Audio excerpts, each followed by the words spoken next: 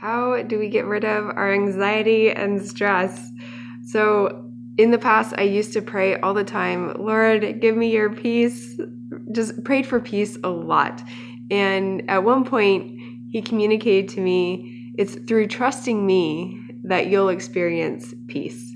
And so from that point on, I stopped praying for his peace and I started praying for him to give me the grace to trust him more faith, more trust.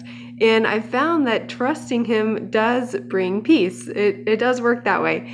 And so some verses to back that up.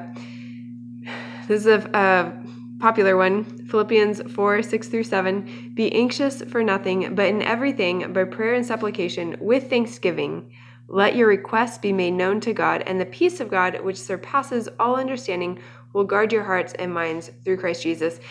So with this one, it doesn't directly link peace to trust. However, if we believe, if we trust God that he cares about us, that he's listening to our prayers, that he is actually able to do something about it, that if we trust that he is good, that's a huge one, trusting that he is good, then we will have peace. And I love that this verse includes with thanksgiving.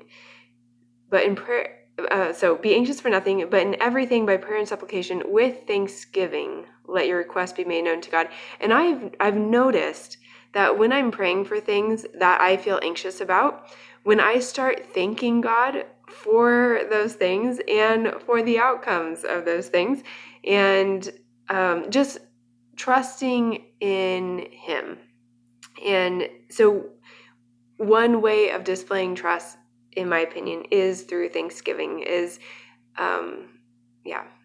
Anyway, and I've noticed that that helps a lot for me with thanking him for the outcomes, for the things that even in the moment that I'm stressed, and like thanking him for the opportunity to have this stressful thing, whatever I'm going to be learning for it. Thank you for the lessons that I'm going to learn through this. Thank you for having, building our relationship to be closer through this stressful thing.